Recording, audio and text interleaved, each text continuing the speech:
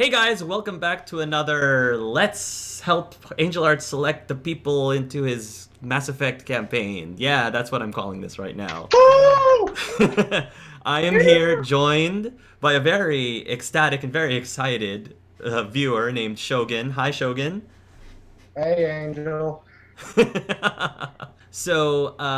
We are hanging out with Shogun, like I said, he is going to be vying for a position into our campaign. So let's get to know him a little bit better. Shogun, can you please tell me what is it about the Mass Effect universe or franchise that interests you? Most of the time is its willingness to take some risks.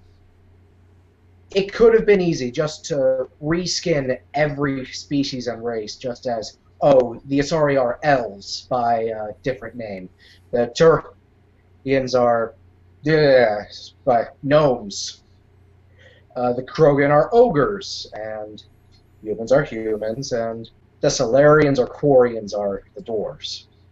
Okay. But instead, they went out of their way. They created, sure, the story might have been a little bit of an obvious fan service, but it it did generally feel real. It was possibly legitimate. They went all out. They gave deep story, like most Bioware games do, and of course the option of being a specter on the loose, no rules. Oh, for the best of the galaxy, together or fall. That's always fun. Shogun, what is it about tabletop gaming or role playing that interests you? The freeness to do what the ability to make a great and epic story with some other friends or other good writers who can advance a character. With in an RP, there's never one person that's obviously the main character. It's a bunch of other people who shape the world, shape the assets in their own unique way. There will almost never be an identical tabletop campaign. Almost every time it will be its own thing that can truly blossom into an epic or a comedy or whatever. Shogun, what do you believe makes you a good fit for my DMing style? I have only ever played, sort of, one RP ever before. Okay. It was one done by Squee913. He's currently with TGM. He's another Let's Player. He did an XCOM playthrough. So, the ability to customize your soldiers, each one of us was given a soldier to play as. We had no input on combat. We had none of that thing. None of Okay. those things. So we generally decided the story. Though it was only for half a season because the laptop got smashed for reasons. I've never really played video games for the gameplay. The gameplay certainly helps. It's a great story mechanic, and often if you hate it, you're not going to stick around for it. But I've played it for the stories, mostly. Sometimes they make me laugh, sometimes they make me cry, heavy rain. And I want to feel a part of something epic. Maybe sometimes a political intrigue or something. What do you believe makes you a good player to play with the other players? I'm very humble. I'm a big fan of self-destructive humor. I don't like it when people they just assume they have all the answers or they are, they're the big thing. Okay. If they are the big thing, as long as they understand and that other people have things to contribute and so on and so forth, I will work fine with them. I'm open to feedback. If I'm doing something wrong, please call me out on it. I'm completely okay with criticism. Most of the time, I'm assuming I'm doing something wrong. If, there is some way better than how I am doing it that will make it right. And I am also the spitting image of Tom Cruise. There's that. There is that. Yes. Okay, so now we're gonna move on to the in-character interview. Pretend that Quinn is trying to apply for a position as one of the crew members of a very well-renowned ship, a well-renowned vessel. You can decide for yourself. In fact, you could even infer it based on how you answer the questions. You can decide for yourself what this ship is for, what its purpose is, whether it's military, commercial, entertainment, whatever. And you are going to be interviewed for this position on the Citadel in this great office building. You are meeting with a headhunter type gentleman who's sort of the go-between the crew and the candidates by the name of Liam Nathaniel Musey. You don't have to memorize his name right now, although if you end up becoming in the campaign proper, his name might actually be of more significance to you. But for the time being, he is the person that you're going to be interviewing with. So, you arrive, you make your way up the elevators. It's a fairly eventful ride, as eventful as they were in Mass Effect 1, of course. And then... Hey, maybe our friends talked about killing each other with shotguns. Exactly. And you make your way into the main entrance of the office. There is a lady at the front with glasses, and she looks up and she gives you a warm smile, and she says, "Yes, sir. May I help you?" Hi. I'm looking for a Fontuti. Do you have an appointment, sir?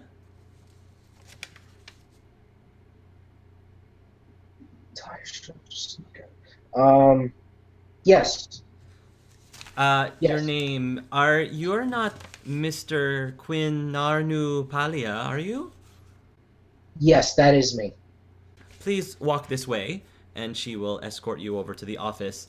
Could you please provide for us a physical description of your character, including the race? Quinn is Leith, not he ain't Arnold Schwarzenegger. He's Leith, thin arms. He's a bit filled, as in muscle wise, but he's not ripped. Not that you could tell under the suit, but he has mainly black with white trims on his suit, and a human duster. Also on his hip is a Ninjato and a rusty quarian pistol, very old, if they have very good observation. Okay. Anyone could tell. You enter into the office, and it is very well decorated, very comfortably furnished, complete with cushy seats. And right at the desk, there is a fine-looking gentleman, very well dressed in an orange pinstripe suit. He looks up and he sees you, and he flashes you a very large and wide smile. And he immediately gets up from his seat, walks over to you, and offers his hand for a shake as he says, "Mr. Palia, I've been expecting you. Welcome, welcome." When Quinn enters the room, Mm-hmm. before he was a little nervous, a bit jumpy, on edge. But when he walks into the room, his body quickly changes. His shoulders square, his head becomes more confident and high, and he confidently strodes into the room and grasps the guy's hand and says, "New Puglia." Please, sir, have a good seat, my good man. As you are sitting down, you are able to, through your mask, you are able to breathe in the faint smell of lavender that seems to be emanating throughout this room. As Liam Nathaniel Musey sits down, he asks, "May I offer you a drink of sorts? Do you have a beverage of choice, perhaps?" No, I'm fine. I prefer to get to business. I was looking through your resume. You, as far as I understand, are not with a clan currently? No, they abandoned me. They abandoned you? Yeah, so I abandoned them. Do you mind me asking you what the reason was for the abandonment? Yes, All right then.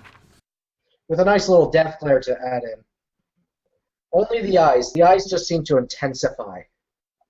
It says here on your in your resume, word for word, you are an infiltrator, not a thief. If you need me to sneak in somewhere where take someone, take something, I'm not your guy. But if you need me to sabotage enemy lines, maybe reconnaissance, then I'm your guy. But my father raised a good man. I'm not a thief. What exactly caused you to pursue this career? Quinn takes a second and looks down for a bit as if wondering how much is good or not to share. I just wanted to disappear. What exactly do you believe that you can contribute to this crew and its ship?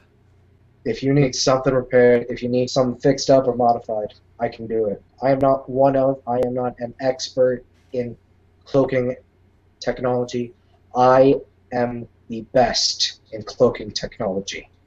If you need to disappear, I can make it happen. Also, morale and things will suddenly get fixed on your ship. Your crew, they'll be better off with me. I take care of my people.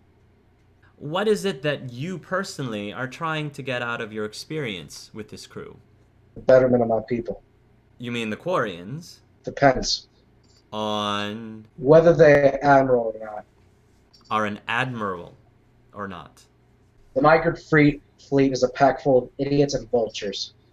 However, the quarian people are honest and proud. They would do better to find a new path. Other than that, you don't need to know. That's a very unique stance. I can't say I've met a lot of Quarians in my day. I can't say that they necessarily have the same view. Which is exactly the problem.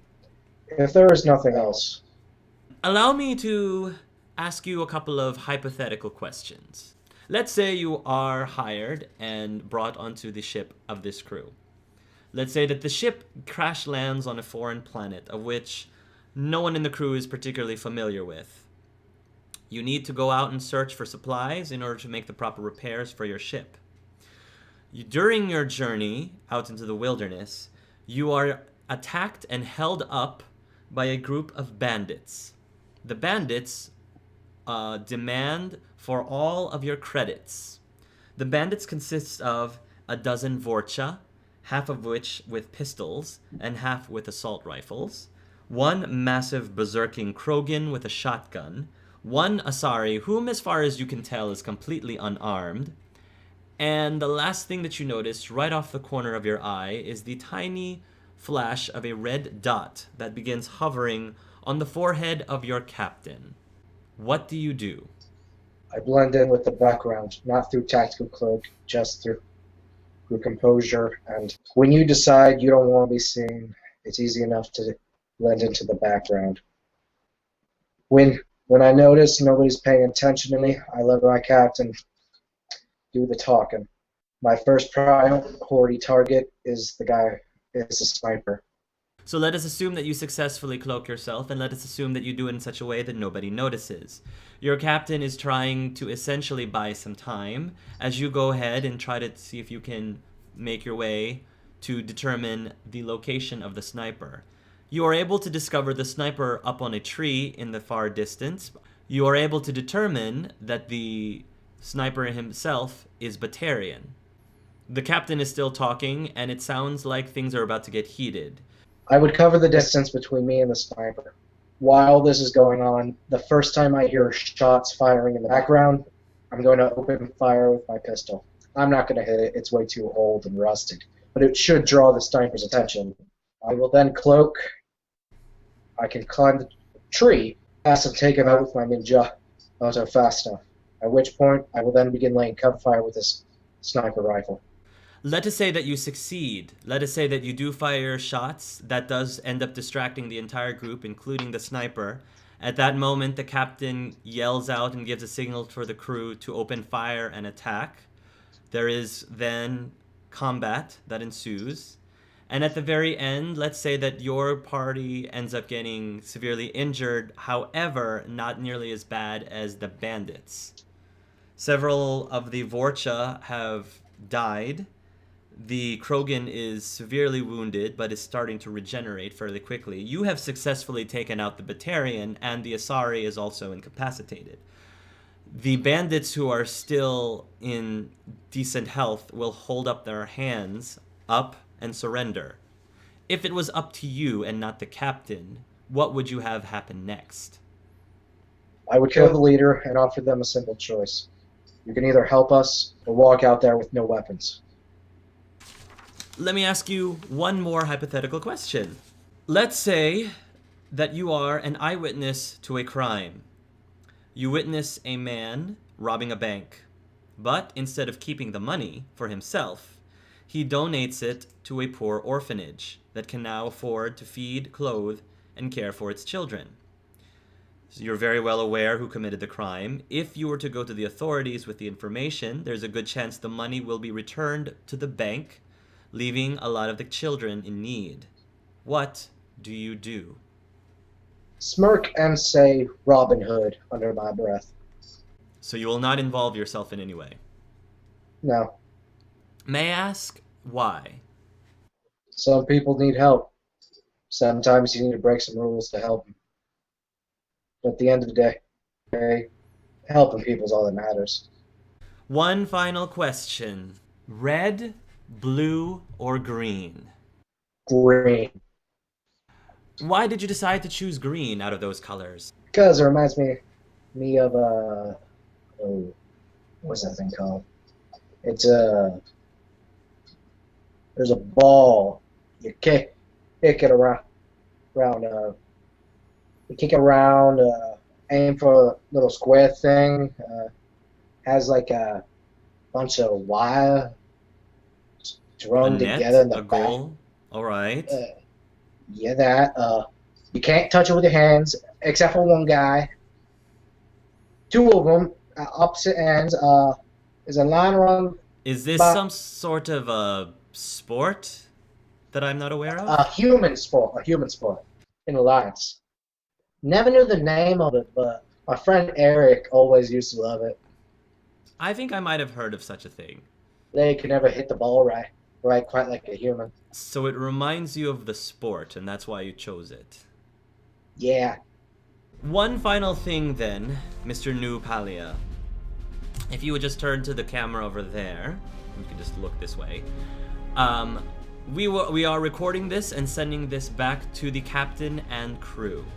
If you would please provide with them your pitch as to why they should select you to be part of the crew on their ship. I may not always be the best I can be. The quarian people may not always be the best we can be. But I can guarantee you I will damn near try my best. And if you give me this chance, I will make you proud of me. I will make everyone proud of me.